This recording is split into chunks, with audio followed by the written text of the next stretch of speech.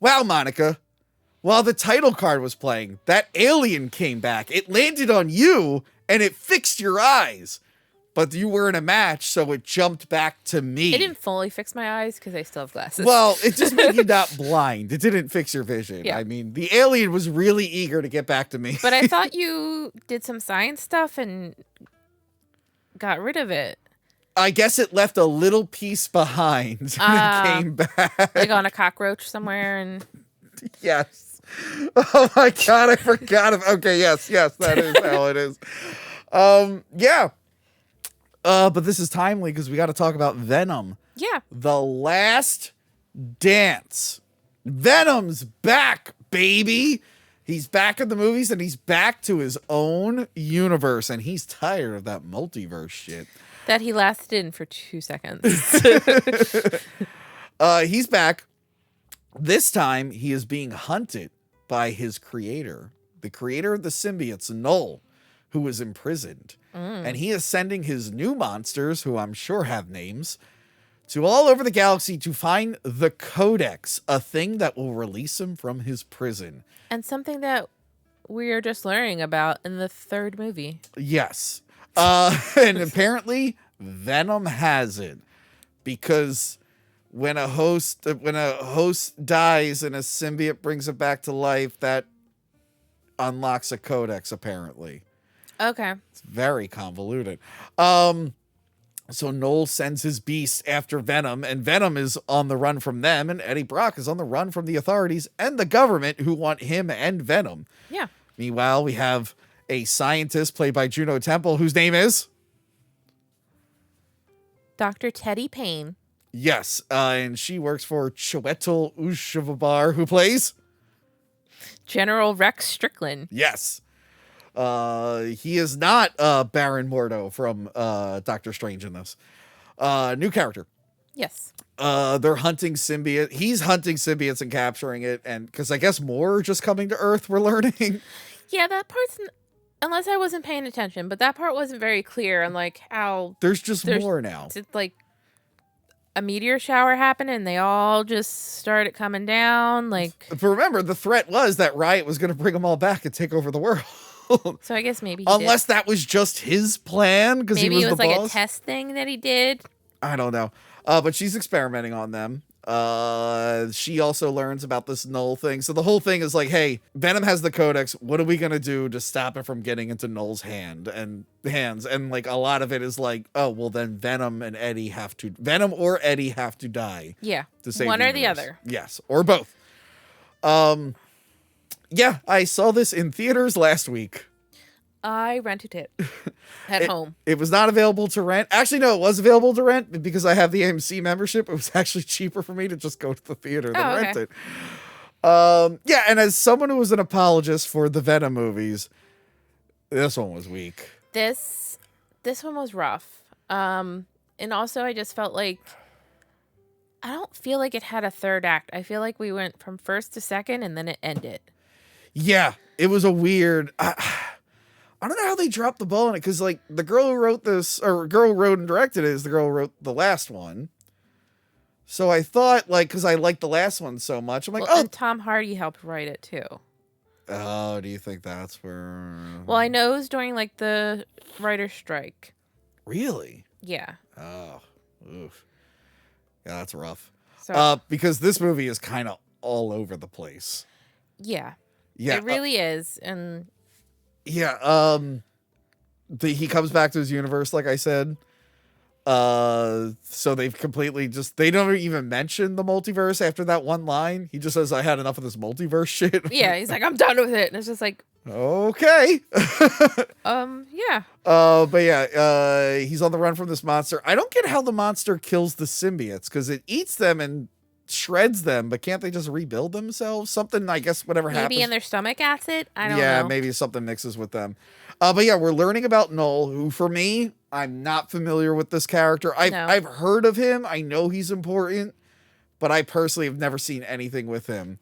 And they keep making him to be like the big bad, and it's Andy Serkis who voices him. Oh, okay. Yeah. But he's just really not present in the film.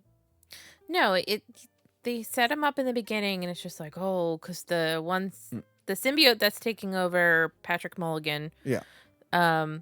He tells them about it, and he's just like, "Oh, we imprisoned him on our planet, Yeah.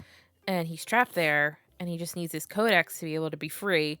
And you don't really see him. He's like hidden. He's kind of got like his whole emo thing going on. He looks like a white-haired Morbius. He does. He does. So I guess they borrowed some of the CGI from that. And then it's nothing. Oh, he makes an appearance again at a certain point in the movie where he's like, his little, what are they, caterpillar monster I don't know what things? they're called. But yeah, he sends them once they're alerted that the codex exists. He's like, sends them. go. And like they open all these portals to go to Earth. Yeah. So somehow he can get them to go, but he can't get out of his chair. He's like fused to the sword in the chair. But yeah, that's the problem. So like the film doesn't really, like, he's the main bad guy, I guess, but he's not present. He's kind of like, you know, the first two Star Wars, you could say like the Emperor's the big bad, but he's not present in the story. Yeah, he's just kind of peppered over the So story. then like your bad guy are just these, and granted, it's not just a palette swap version of Venom. Don't worry, there's plenty of that, but they're the good guys. It's just these monsters that have no personality or anything. You're like, oh, okay. Yeah, they're just little worker soldiers, basically. I guess. And they're like stalking him. They can only see him. They can only see the codex when he's in full Venom form. Yes. That's like the thing. So they're hunting him. I love that they're hunting him in Mexico.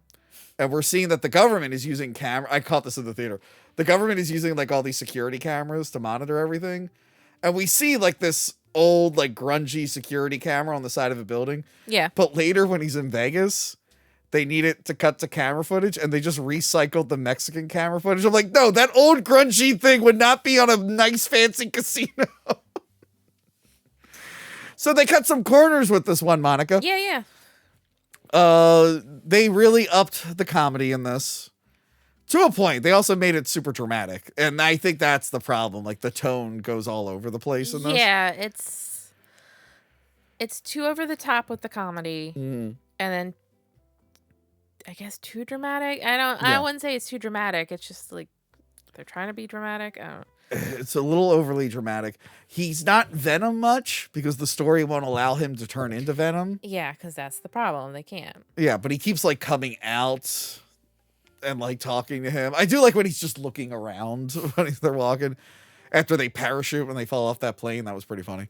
Although I'm pretty sure they killed everyone on that plane. I had that question too. I was just like, we don't ever find out if they survived, right? The people on the plane. Pretty sure. Like, there's no news stories or anything like in the background to be like, oh, this plane had a malfunction, but everyone survived. We got the plane down.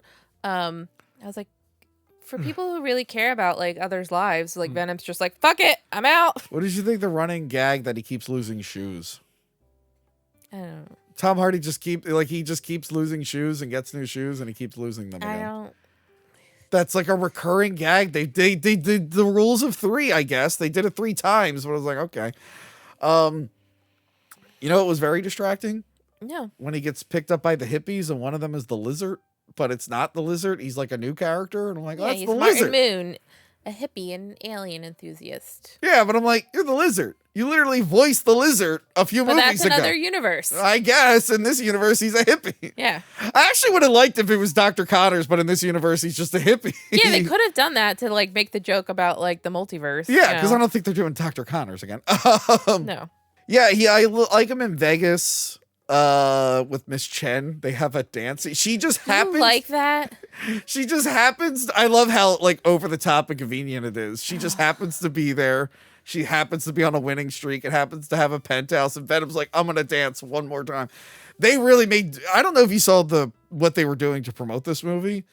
They were putting Venom like on TikTok and stuff into like classic memes. There was like these classic viral videos, but suddenly it would be Venom, and then he was on Hot Ones. Oh, I remember the Hot Ones. They were doing like they really just triple down on the comedy stuff. Yeah. But for whatever reason, it didn't work as well as it did in the second one. No. I hated that dance. I thought it was funny. I hated it so much. I was like, there's no point to this. Speaking of characters who really don't have a point, the science ladies, So Science ladies. Juno Temple, Dr. Teddy Payne. yes. Her thing is her brother wanted to go to space, but they were running on the beach and lightning struck her and went into him and killed him. Yeah. And now her arm is paralyzed. Yes, and she needs the symbiotes. She's kind of like a good version of the guy in the first one. Although she is like a little morally gray. She's like so obsessed with the aliens. Her thing is like, I need to like go to space to honor my brother. And she works at Area 51, Yeah. which they're dissolving with acid for some reason instead of just blowing it up. Although they blow some stuff up and they dissolve some stuff with acid. But she's underneath Area 51. That's where the real lab is. And she works with Christmas Doctor. What's that name? It's like something Christmas. Sadie Christmas. Sadie Christmas. Okay, I'm going to ask you a question. Yes. Because I feel like this is what happened in Ghostbusters Frozen Empire. Do you think they were lesbians in a relationship and they cut it in post? No. Really? I feel like the way they were acting and the looks they were giving, I'm like, are they in a relationship? I thought they were going to be like, I thought Sadie Christmas was going to like screw over Dr. Payne. Oh, really? I thought they were like in a relationship. That was kind of the vibe I was getting. I mean, she she's was still like, gonna. she was sneaking around a little bit and like doing some stuff, and I thought like, I mean, maybe... she's still gonna like her, but it's like, oh, I think she's going too far. Because Sony and like Columbia, whatever, they did that. I don't know if you saw Frozen Empire, but like the two girls, like the ghost girl and the girl, like it's clearly a love story that they like got cold feet and trimmed out. I'm watching Venom Last Dance. I'm like, did they do it again? Did they get scared again and cut it out? Because that character is just bizarre to me. I'm like, what is she really doing here? We never really get to hear her whole story. Why I don't know. It felt like it was supposed to be a bigger character, but we really get no information on her at all. And then, what is it, Madigan? Mulligan. They set up at the end of the first one that a symbiote fuses with him. And then they bring him here and they're like, yeah, that symbiote left him. So we're going to put a different symbiote in him. Like, why are you complicating this? This movie overcomplicates things. Yeah. And I'm like, no, he already has the symbiote in him. Just do that. This is stupid. Stop doing that. So yeah, there's like action beat here, action beat there. They're fighting the monster here and there. And then it ends, like you said, it just kind of like skips to the big finale. Yeah, it was really weird. I was just like, oh, it's over. Yeah, and the one guy is like prejudiced against the aliens, and then he works with them at the end. But yeah, all the symbiotes get released. And again, remember, if you're not a match, it was supposed to like kill you or make you sick. They just got rid of that. Everyone's a match, apparently. Yeah. And we get, I don't know, I know Toxin, the green one, is a character. I don't know if any of these are legit Venom characters. I think the one that Dr. Payne has, like, is the lightning one. Okay. So I get that she was experimenting on the symbiotes. I'm like, wait. She mixed it with lightning? I'm like, that doesn't make any goddamn sense. What the hell is going on here? And it's never like addressed early on, and then it just skips. She's like, I have lightning I'm a lightning Venom now. Yeah. I'm like, what the fuck? This is so bad. Yeah, it doesn't make sense. But then it heals her. Yeah. So she can use her arm again. Yeah. These monsters are chewing everything up, and then it's supposed to have a big emotional ending. Spoiler, Venom dies. He sacrifices himself. Yes, which he did at the end of the first movie. So they just kind of did it again. But this time he's holding all the monsters and he's letting them pour acid on them until he's completely dissolved. And then he like gets hit with fire too. Yeah. So yeah, that was The Last Dance, and I don't know if it's gonna be the last Venom movie. Tom Hardy seems like he's done. No, I heard differently. I heard like Tom Hardy was like open for it to come back. Oh. Huh.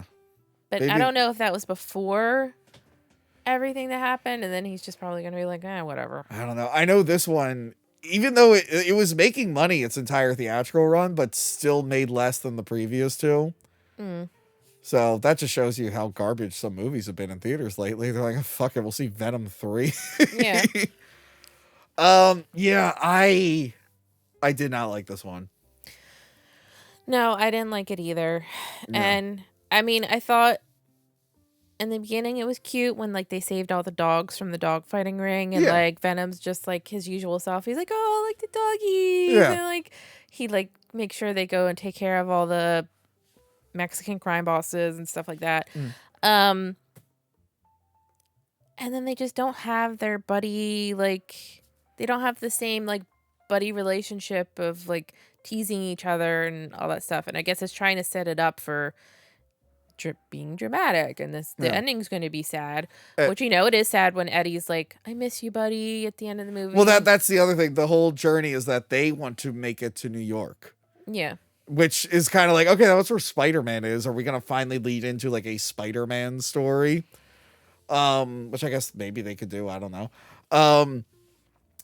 But yeah, but like you feel like nothing really, because then it flashes back to like all their moments together. It's just like, well, they had a couple good moments of the second one. I don't really care about them that much. I'm not really sad here.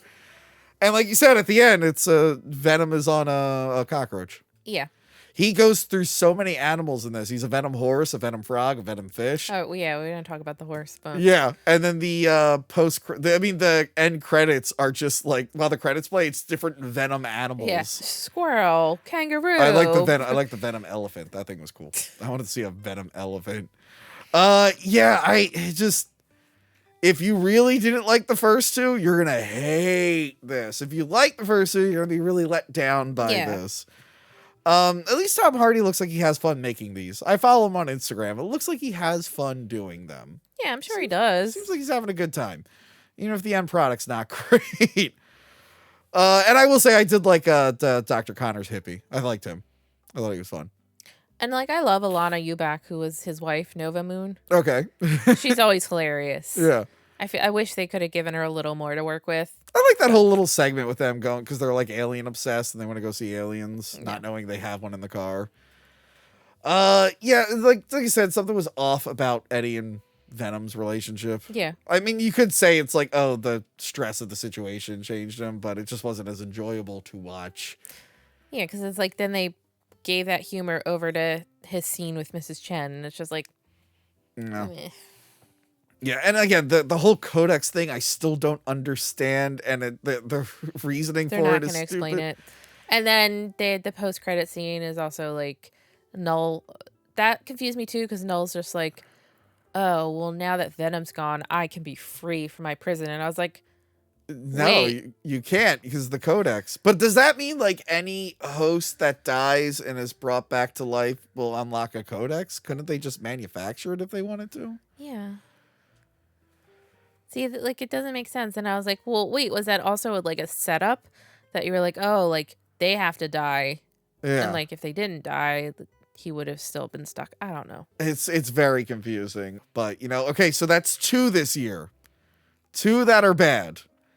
I'm sure Sony's going to pull it around with Kraven the Hunter. Yeah, because they got a babe to film that one.